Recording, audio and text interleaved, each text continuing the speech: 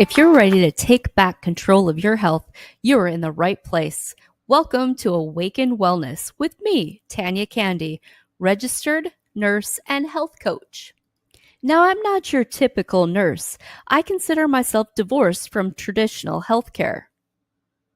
I broke free of the sick care system in 2019 when I realized that the root cause to my sickness, my autoimmune disease, and my chronic pain was me.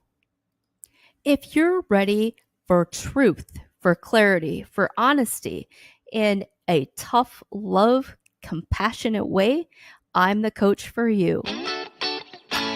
Join me while we dig into our root causes of sickness and disease.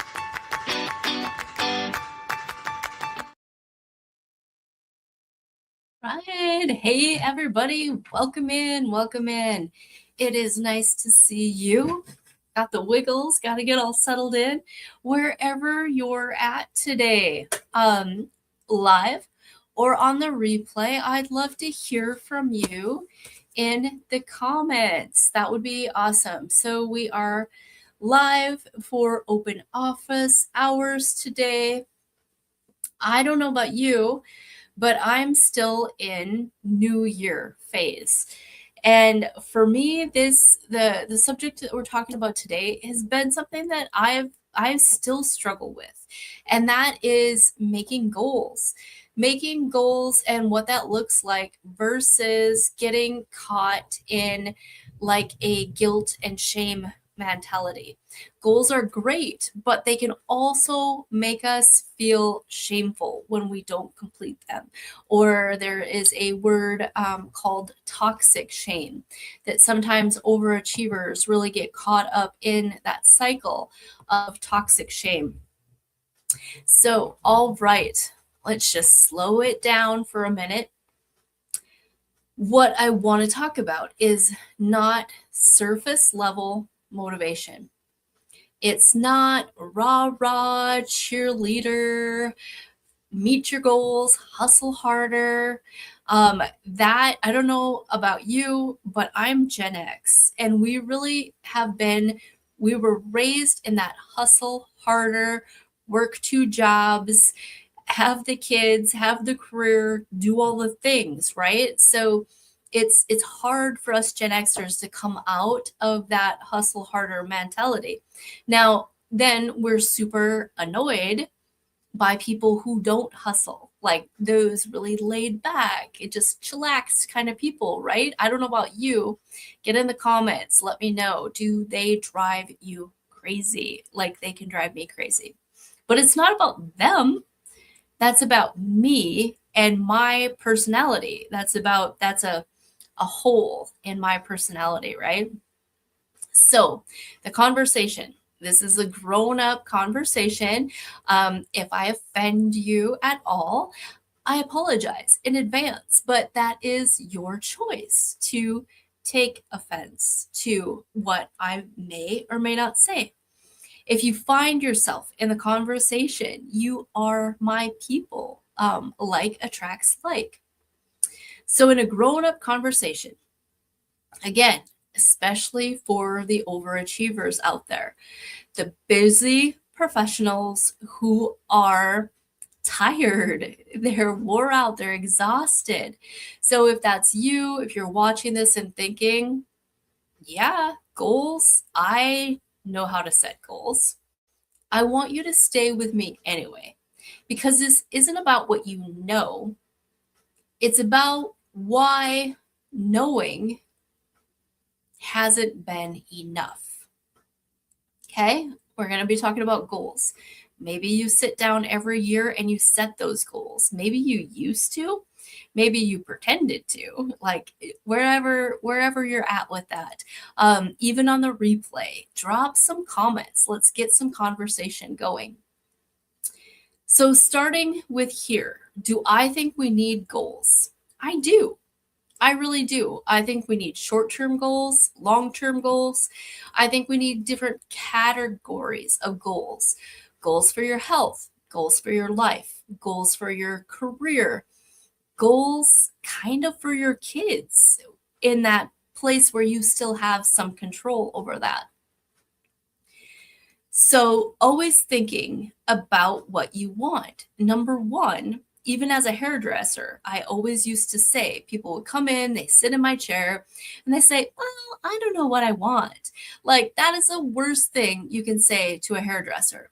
And I never, even as a 20-year-old, person behind the chair, I didn't let that spin me out.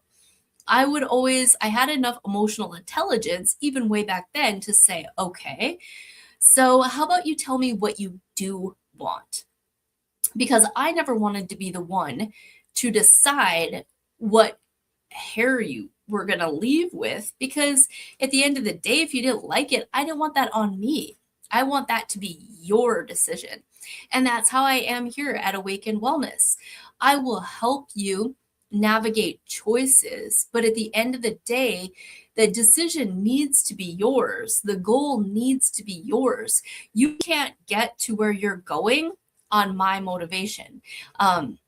Even like salvation, you cannot get to heaven on your parents' salvation. Your kids cannot get to heaven on your salvation, right? So as a coach, I'm here to help you sort out these options. I'm here to give you actionable steps. But in the end, you ultimately have to buy in to the process and make it yours for those outcomes to stick. So back to that story. When I was cutting hair, people will say, I don't know what I want. And I would say, okay, let's get out some books and find me a picture of something that you like. Or I would say, well, let's start with what you don't want. Most people know when it's their hair, their vehicle, how their kids are going to act. We all know what we don't want. That's a lot easier to define than what we do want. So think about your health that way. You know what you don't want, right? You don't want to have cancer. You don't want to have autoimmune disease. You don't want to be 50 pounds overweight. You don't want the chronic diseases that your grandparents had, that your parents had. We all know what we don't want. And when we say we want health, we want to be healthy, we want wellness, that's too big. What does that mean? What does that mean? How do you define being healthy? Is it about your weight? Is it about the texture of your skin? Is it about your energy level? So those are things you need to know. That's part of the goal setting process. What does health look like? What are your goals?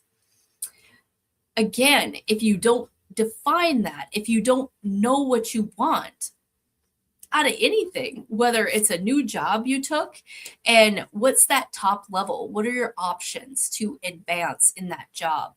If it's your savings account or your investment options, if you don't know what your options are, you always start somewhere. You come in and then you want to know where and what you can work up to. Your health is the same way. You can't walk in and change 30 years worth of bad habits all at once. You have to have an entry point and you have to have a goal. Where do you want to be in the next year? Where do you want to be in the next 5 years? So always thinking. And it's really good to have that mentor, or it's really good to have, somebody who's 20 years older than you that is in your mind that picture of how you want to be. Whether, again, it's a mentor at your work, or it's just someone who is maybe celebrity status, or maybe it's your grandma that is still healthy and still fit, and someone that you can visually encompass. You can see yourself being like them. Super important in that goal setting process. So that's the part that's not controversial. Like, everybody gets that. We may not really get it, or we may not really implement it, but we get that. It makes sense. Here's the part that nobody really talks about, that dangerous place that goals can take us, especially if you're wired like me. Like attracts like. If you're listening to me, there's a good chance we have same personality types. We have the same health history, and we maybe have similar goals.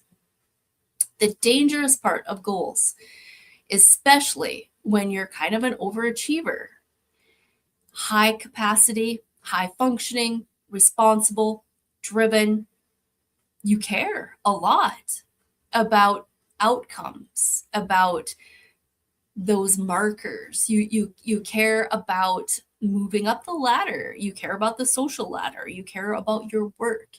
You care about being in on the trends, like you're in the here and now. That's how I am. I care about all those things because I'm wired kind of as that workaholic overachiever. So goals don't just live in your mind, they live in your nervous system. And that is where things get sticky. That's where we stop really understanding because it's neuroscience. It's not here. It's not something that we can erase or copy and paste or any of that. It's living in our nervous system. Those old things since we were kids that are embedded that make our personality. It's all alive and well. Your history, your success, your failures is all alive and well in your nervous system. Somewhere along the way, your body learned these patterns, not consciously, and not because you chose it, but through repetition. You set a goal. You get excited. You go after it. You go for that goal. Then life happens. And when you're female, there is that 28-day cycle you live on where your hormones are working in your favor and everything is good and you're excited and you have energy and you're remodeling your house or you started a new workout program and then you plateau and then poof, it's downhill and your give a shit's broken. So that is part of it. And that's part of your mental behavior, your nervous system behavior, all wrapped up even in your hormonal patterns, in your hormonal cycles. Life happens, the years go by, cellular depletion, schedules, commitments, and pretty soon, your body is just not cooperating. Pretty soon, if you're like me, you woke up 40 or 50 going, what happened? How did I get here?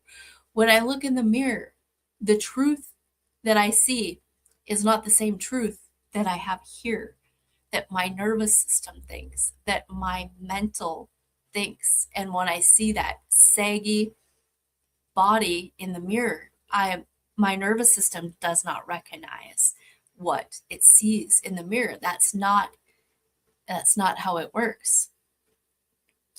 Sometimes, instead of adjusting those goals, instead of scaling back, instead of redefining what things should be, you quit. Maybe you quit. And then what do? Overachievers do this best.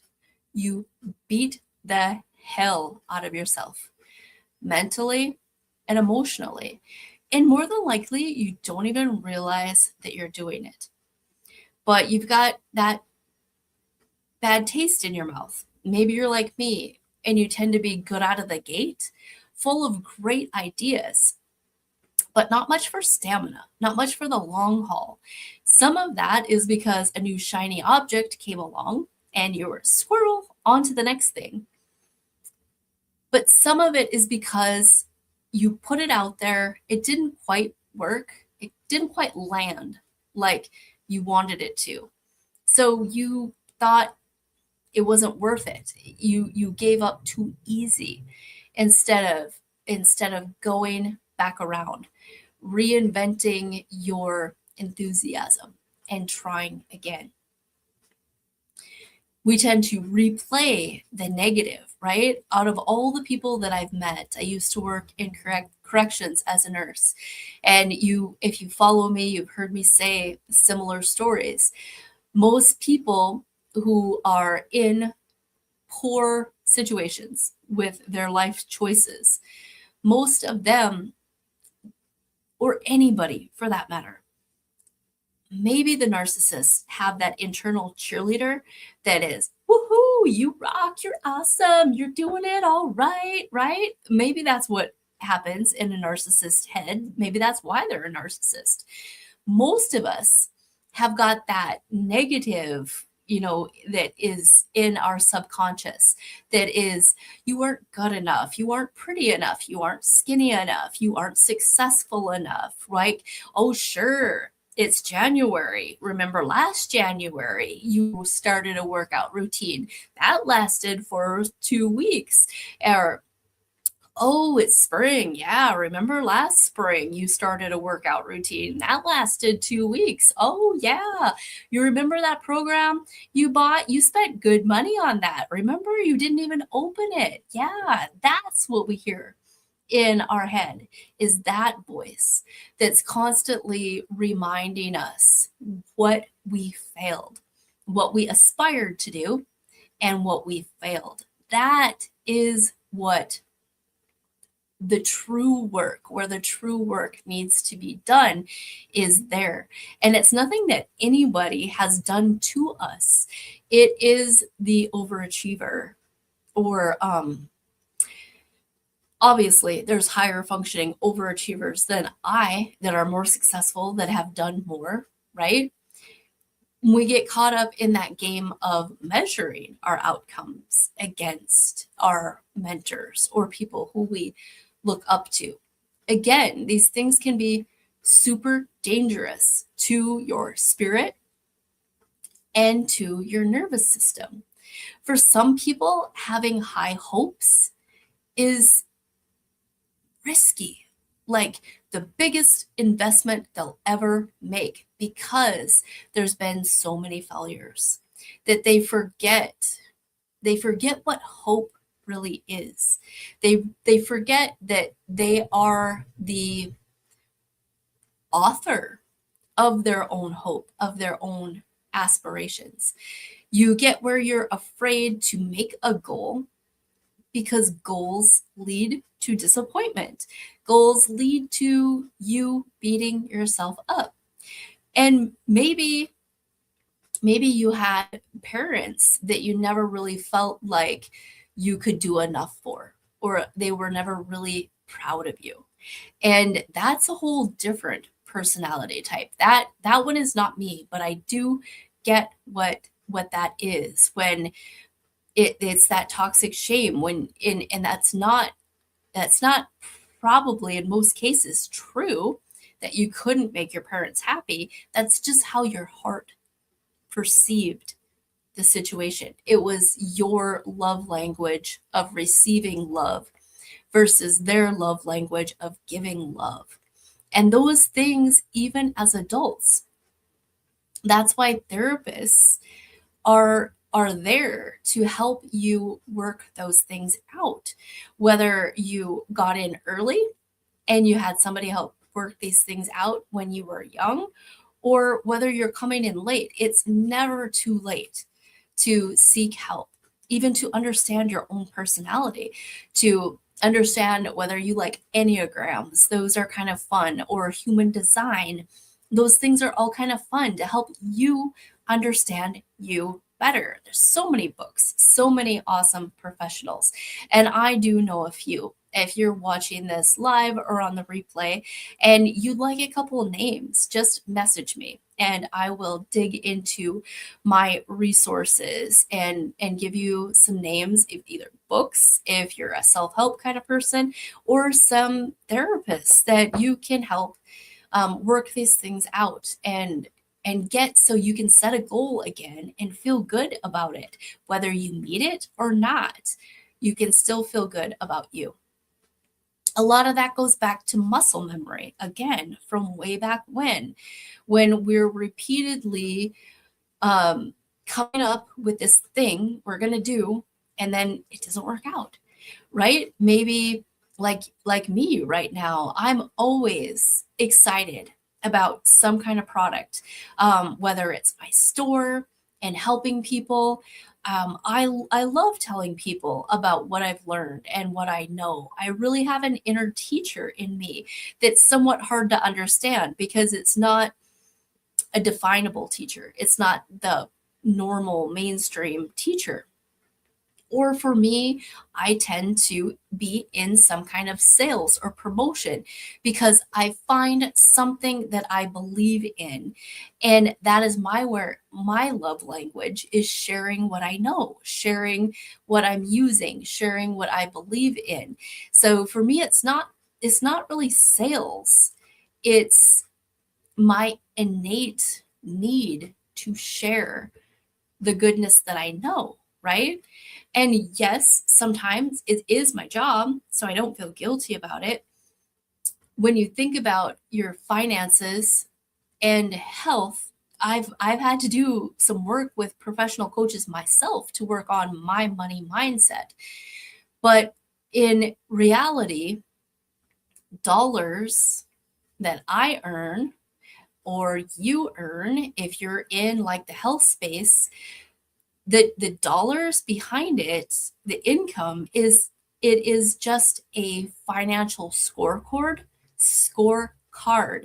for the number of people that we help. That is how I've come to think about it and has helped me with my goals and tying these two things together. So again, if you would like to know more about that and how to develop your thinking, maybe in a different way, whether it's about your health, whether it's about your wealth, or whether it's about combining the two, reach out to me.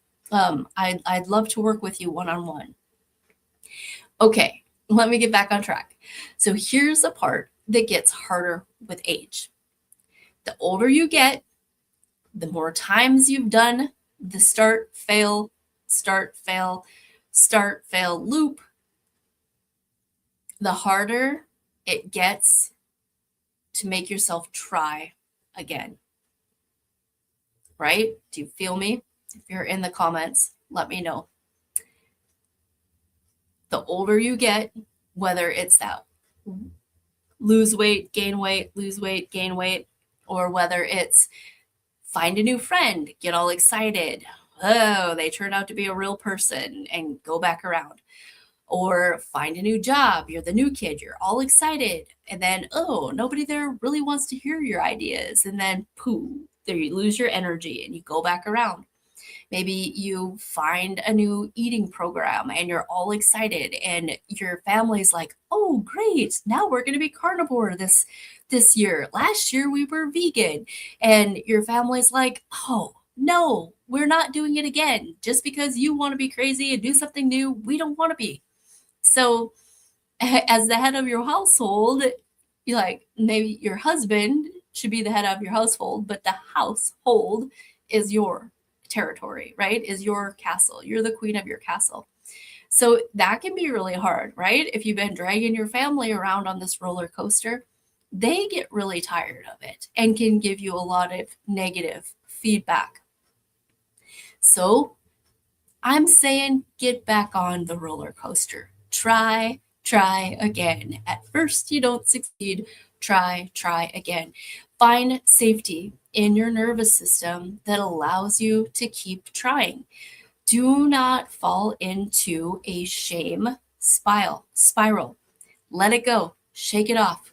Recover quickly and try again. So by midlife,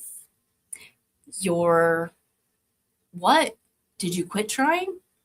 Right? And things started getting harder. Your body doesn't respond anymore like it did when you were 18.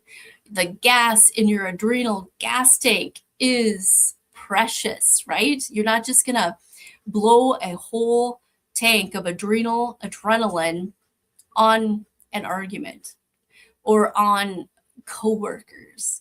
Like you really start to pick and choose who and what in your life is important. Fail, start, fail, start. By midlife, you're not just tired, you're conditioned to live in this cycle. And that's when people say, like, my give a shit is just broken. Or whatever, I don't care. Do what you want. I just don't care anymore. Have you heard yourself say that? I'm tired. I'm tired of starting over. Do you feel that? So let me say this super clear. Your give a shit is not broken. Burned out, maybe, but it's not broken. Because every time you cared, it cost you emotional energy. That too is stored in your body. Your body keeps score. Your nervous systems keep score. So if your nervous system did the smartest thing that it could ever do, it would pull the emergency brake. Ooh, do a cookie, right? Picture that, your nervous system. If it could stop you dead in your tracks, pull that e-brake and flip you around, maybe that has happened. Think about it. Those are those times that you randomly get the flu and you can't get off your couch for 2 days. And nobody else in your house is sick. Nobody else in your house caught it. That was your nervous system pulling your emergency brake and saying, lady, if you ain't going to rest, we're going to make you pull the brake, right? Yeah, that lands, doesn't it? It really does. At this point in life, those motivating factors don't motivate anymore. You are not finding motivation in the same things. One, because you wore them out, and two, because your stage of life is different. This is why inspirational quotes don't hit like they used to. This is why you just feel blah and dull, right? This is why you scroll past those emotional, sappy posts. You just don't want to be drawn in. And your body doesn't believe in that stuff anymore because your body remembers. Last time we tried, it hurt. Last time we set goals, it didn't work out. It hurt. We are in a state of mourning those could have beens, should have beens, would have beens. So here's a real problem. You don't fail because you didn't want it badly enough. You fail because your nervous system no longer trusts you. That is huge. Super hard to define, but if you hear what I'm saying, I think it will resonate with you. And if we don't name it, if we don't recognize it, we will keep in this cycle. We will keep blaming ourselves for something that isn't a moral failure. This is when perfectionism shows up. Because if you can't do it perfectly, you just don't try because you don't want to fail. So it keeps you in a state of doing nothing, right? You either, one, do everything exactly right, or two, do nothing at all. For a lot of people, those are your choices. Both keep you stuck. So perfectionism is not high standards. Perfectionism is a fear. Perfectionism is fear in a fancy outfit. Now, I have to say, I consider myself pretty blessed because I'm really not a perfectionist. I am that person still, even after all my failures. I do feel like I found some success. I love where I'm at in life. I love Awakened Wellness. I love my business. But I didn't arrive here overnight. I did arrive here because I refuse to live in a state of fear. And I know years ago, a lot of prayer and a lot of fasting is the only way I got there. Now, I'm not big, fancy, important, like you might know who I am, but the next person on the street doesn't know who I am. I don't desire fame. I desire my people, my crowd, who is called to be quantumly entangled with me, who I'm called to speak to. Now, when I set out to do something, a lot of times there's like really no goal. Even now, when I'm working with my business coach, I hate goals. A lot of times I don't even know what my numbers are. That's just not it's not my anointing, right? I operate in let's just try this shit and see what happens kind of mindset, not fear. I'm just willing to try to see what happens and to learn from my mistakes as I'm working through them. And because of that, I do grow and I change and I'm open minded to looking at new methodology, to hearing other people's opinions, and to assuming that I'm not right about everything. And I love that I will be someone different next year. If you would have told me, the 30-year-old me, that this is where I would be at 53, I would have laughed you out of the building.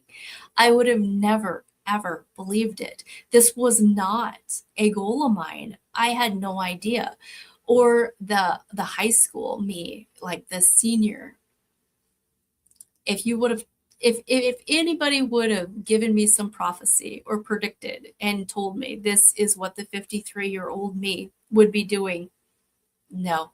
No, I would have never believed it. Not even for $1 million, they couldn't have sold me the idea that this is where I would be today. And I love that. I love that. Honestly, I don't know what the 60-year-old me will be doing. I I do not have that goal set. I don't know what the 60-year-old me will be doing. So let me get back on track. Let's talk about shame. Because when you're talking about goals, we have to address shame attached to the goals, not the met goals, but the unmet goals. Shame sneaks in disguised as accountability.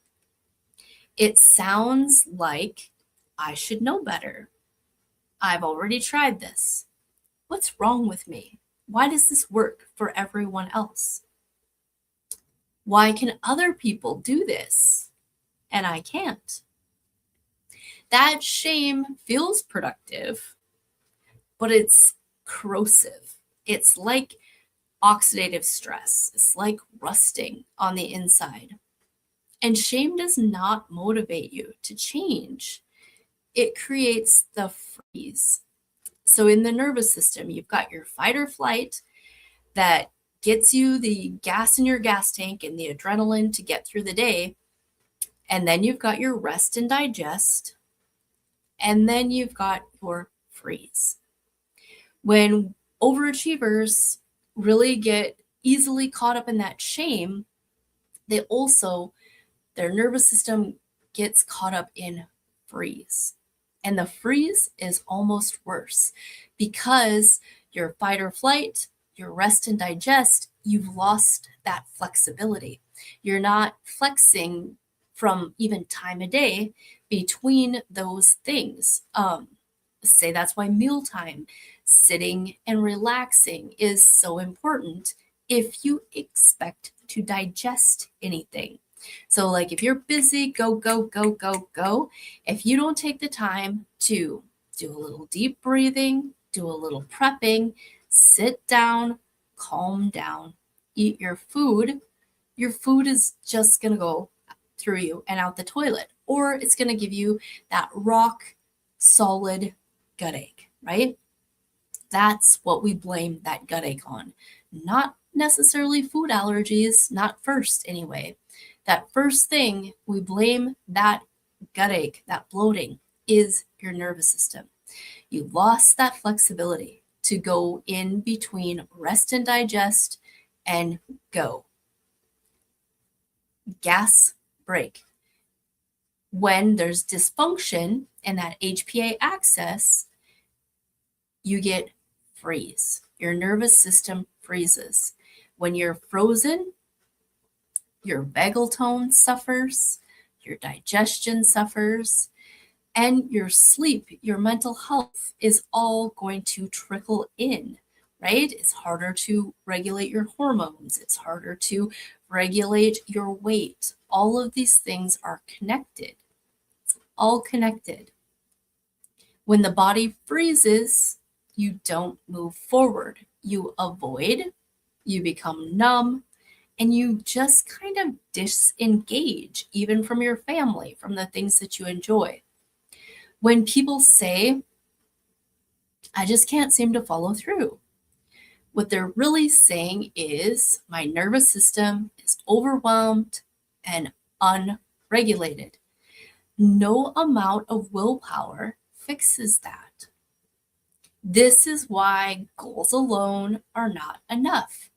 Goals without a plan become another year that the sick you beats yourself up. Goals without support are another reminder of what you didn't do, what you didn't accomplish. Goals without structure become shame factories. So here's the reframe, right? All that sounded a little bit, negative Nancy. But here's the reframe. It's not too late. Real change happens in motion, not when you're standing still. Not in perfect motion, not necessarily in inspired motion, but always in forward motion. One foot in front of the other. Baby steps, forward motion. Doing something right, not everything right. This is where investing in a plan matters. And this is where having a coach to help you walk through this matters. Not because you're incapable, absolutely not because you're incapable, but because you need external structure, while your internal trust in yourself, in your abilities, is being rebuilt. Think about it like this. You've been burned enough times that you don't trust yourself to lead the process anymore. And that's okay. It's actually really honest. When you can finally see that and admit that out loud, that's where that honest place really hits. When you work with a coach like me or somebody else, you're kind of outsourcing some of that responsibility. You're borrowing regulation from the tools that you're giving in the coaching program. You're borrowing perspective. You're borrowing consistency. You're borrowing someone else's nervous system until yours can catch up. Inside my program, The Great Health Reset, we do all of this, but we don't do an all or nothing program. We don't do punishment. We don't do shame spirals, but we do priority. We do what matters first. We do what matters second. And doing the right thing at the wrong time still burns you out, still burns people out. And yes, there is absolutely accountability, but it's clean accountability. It's not someone yelling at you. It's not someone micromanaging you. It's not something saying, this is the next right step. This is enough for today. We're not skipping this step, even if it feels uncomfortable. You're still the boss. You've always been the boss, but we're going to make you feel like the boss again. That's where you get your power back. When you have that infrastructure, when you feel stable again. Here's another truth nobody likes to admit. Growth does not happen in comfort. It happens when somebody sees your patterns and lovingly refuses to let you stay there. That's the difference between information and transformation. So if you're sitting there thinking, I have tried everything, I want you to hear this. You haven't tried this version of you yet. There is more of you to discover, I promise. You haven't tried change without punishment. You haven't tried consistency without pressure. You haven't tried structure without rigidity. And you definitely haven't tried it inside a regulated group coaching container. So your body doesn't need more pressure. Your body needs safety plus direction. And that, my friend, is the sweet spot. If your give a shit feels like it's broken, it's not failure. It is a signal. It's a signal that the white knuckling needs to be over. It's a signal that doing it alone is not working. And that the next season requires a different approach. So this is exactly why my program, The Great Health Reset, exists. Not for perfect people, not for disciplined robots, for real human who are ready to move forward without beating themselves up.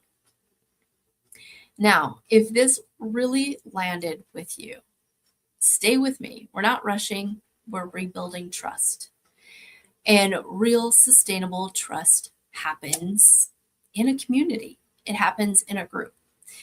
You can go to my website, awakenwellnessllc.com, and go under the virtual tab and go down to group programs. That page will explain to you my program called The Great Health Reset. Now, I am also, you'll see on Facebook, I've got a couple of ads running to get into my masterclass. And we'll talk more on this subject. I will let you in on some amazing offers. And if you want to work with me, you'll have a first class invitation at that time. So just check it out. Go to my website, browse around, and see how it feels. If you'd like to get to know me better, I'm an open book. I'm here every Wednesday. I go live about 1:15 Mountain Standard Time. I've got videos on YouTube. I am very much an open book. What you see is what you get. Working with me in person is pretty much just like this. I am who I am. I appreciate you being here. I appreciate all your likes and shares. I would love it if you like, share, follow, and leave a 5-star review on any platform. Google, leave a recommendation on YouTube. I am building a channel that is called Awaken Wellness TV. I'd love to have you over there. I hope you have an amazing 2026. We're ending January, if you can believe it already. And I would love to see you in the Great Health Reset next month.